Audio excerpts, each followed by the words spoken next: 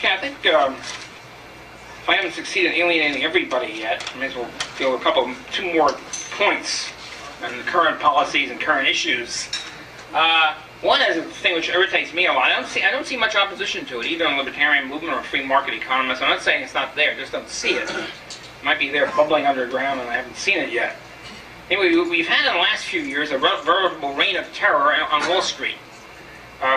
Many of us have our least favorite politician. It's very difficult. When I think about my least favorite politician, it's very difficult to decide among a rich tapestry of choices. If you focus on this guy, yeah, he's the least favorite. You focus on somebody else, yeah, he's the one. But my particular favorite is Rudolph Giuliani, the heroic Savonarola of Wall Street.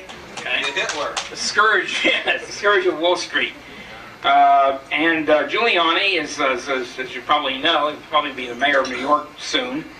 And his big thing is using the power of the state apparatus, including all quasi-illegal means, certainly unlibertarian means, to what? To combat the evils on Wall Street. What are the evils on Wall Street? Well, things like insider trading, which is what I'm concerned means. If you talk over a martini, you say, gee, Jim, I know that so-and-so's XYZ Corporation is going to merge with ABC Corporation. You're arrested. It's illegal. Somebody's spying on you. It's inside trading, evil. Lock them up. And the idea that somehow an unfair advantage, if you know something more than the other guy and therefore profit from it, that's what free enterprise is. It's knowing something more than the other guy and being an entrepreneur and profiting from it, whether it's the stock market or business in general. This is a direct assault on free markets, and free enterprise, and private property, and all the rest of it. It's a victimless crime, just as much as prostitution and drugs. It's a victimless crime. It also helps the economy by siphoning control and ownership of assets of corporations to the most efficient people, those who know more than the other clucks. Okay, and for this they are persecuted. Prominent investment bankers were dragged out of their office in manacles and chains by Giuliani's thugs. And what does the public say about it? I mean, usually I'm optimistic about the public, but not in this sort of situation. They don't understand it. They're good when something taps their pocketbook, like a pay raise or something like that. They don't understand that. Something on Wall Street, they're all for it. Yeah, these guys. One of my least favorite news things on television is the man on the street interviews.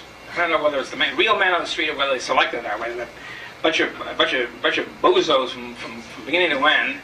And when they arrested some of these Wall Street insider traders, they asked these guys, "What do you think?" I think the Ivan Boesky case. What do you think of the Boesky punishment? It's too good for him. It was $1 billion fine and then 5 years in jail and prohibiting him from ever trading in security again. Too good for him. They should lock him up and throw away the key. This seemed to be the modal argument, the modal opinion of the man on the street. And if you talk about the civil liberties or property rights of Wall Street people, it seems. They're rich. Who cares about their rights? I think it's extremely important for us to get into this.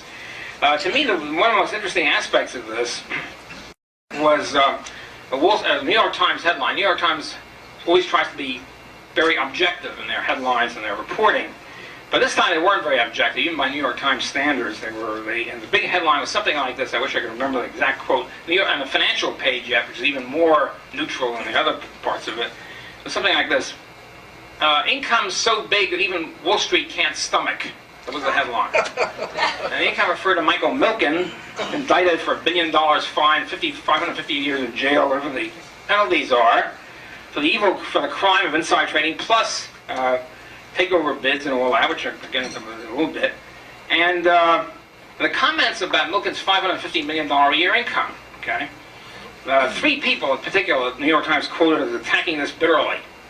Too much, it's monstrous, so on. One was, of course, our old buddy, Kenneth Galbraith. So you can expect that from Galbraith, all right? Galbraith was made millions by attacking everybody else's affluence. Right?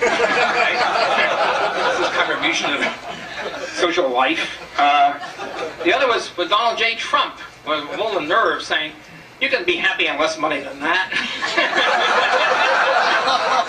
What gall, what chutzpah. And third was none other than our old buddy who practically runs the country, David Rockefeller, who says, if somebody can make that much money, it shows there's a serious imbalance in our financial system.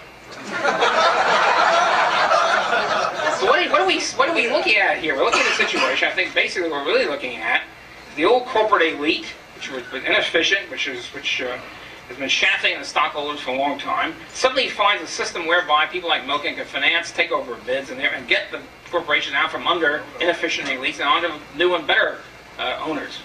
And so who pay stockholders more money. That's really what it's all about. People like Rockefeller are almost the embodiment of the old-fashioned corporate elite.